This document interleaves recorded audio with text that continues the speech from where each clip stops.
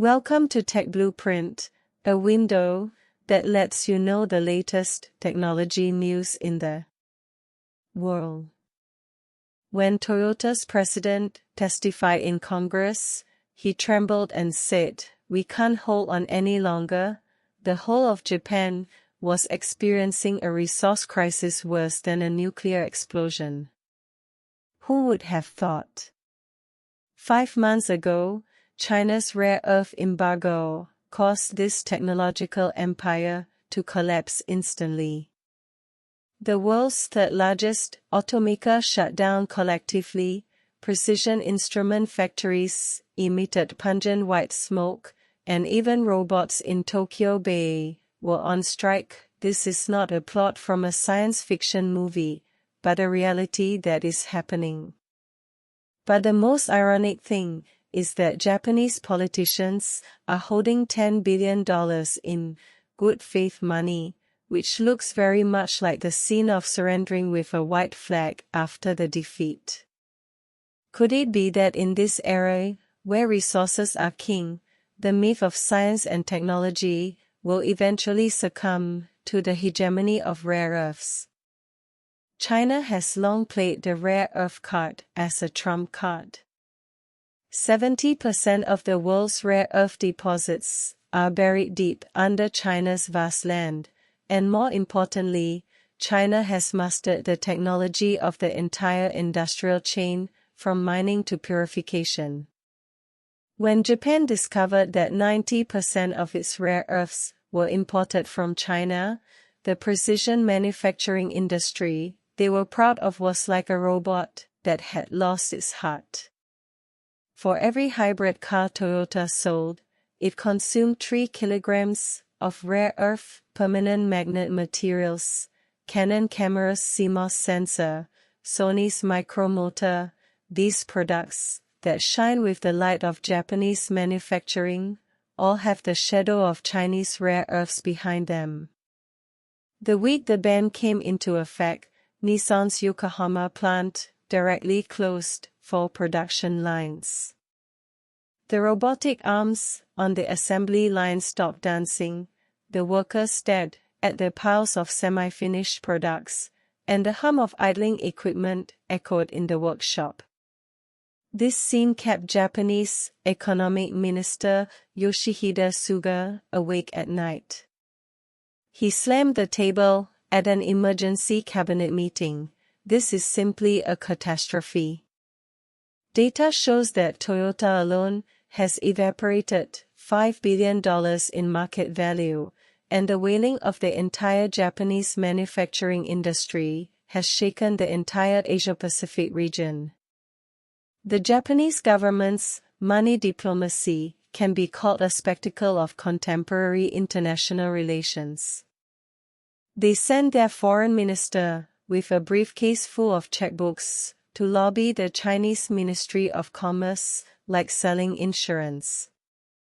The $10 billion cooperation plan sounds tempting, but anyone with a discerning eye can see the essence of the transaction: using money to buy peace and using technology to exchange for resources.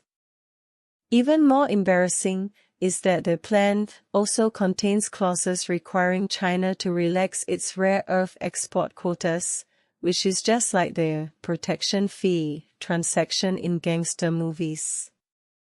The rare earth crisis has torn off the gorgeous coat of Japan's so-called technological power. When their engineers had to look for rare earth substitutes from the scrap heap, the material science advantage they once prided themselves on was gone. Sony's engineering team spent 3 months trying to use rare earth magnet recycling technology from used mobile phones to maintain production, but the efficiency was not as good as China's newly built rare earth refinery. Mitsubishi Heavy Industries executives complained privately, "We even have to look at China's face for key materials for making wind turbine blades." The smoke of the global resource war has long been filled. A secret report from the Pentagon shows that the strategic value of rare earths has surpassed oil and has become the new oil of modern warfare. The Rare Earth Act recently passed by the U.S. Senate requires a domestic rare earth self-sufficiency rate of 80% by 2030, which is obviously aimed at China. The European Union is not to be outdone and announced an investment of €700 million to establish a rare earth alliance in an attempt to break China's monopoly. Even the rare earth mines in Congo, Africa, have become a battlefield for the secret war between US and European capital. Japan's rare earth substitution plan is more like a joke.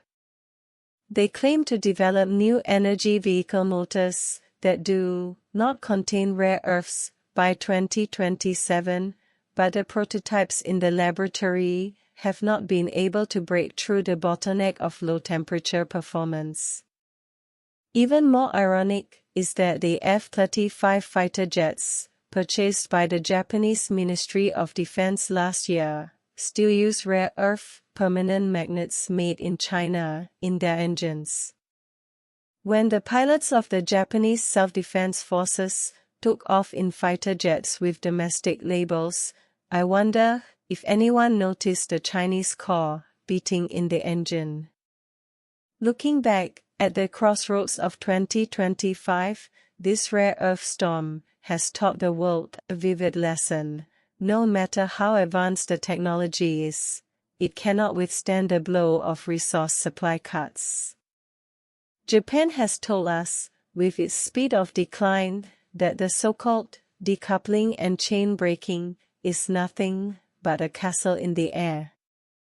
When Toyota dealers began to sell used cars to repay debts, and when Panasonic's home appliance inventory piled up, those who clamored that Japanese manufacturing is irreplaceable finally shut up. But the story is not over yet. In China's rare earth industrial park in Guangzhou, new purification equipment is running 24 hours a day. In the mines in Inner Mongolia, unmanned mining vehicles are heading deeper underground. And what about Japan?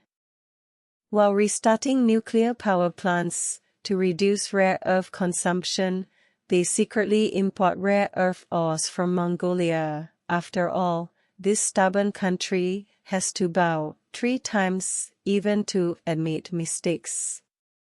Perhaps this is the truest portrayal of international politics. There are no eternal allies, only eternal interests. As for what Japan bought, with 10 billion this time, is it a stable supply of rare earths or humiliating diplomacy in the new era? Time will give the most bitter answer.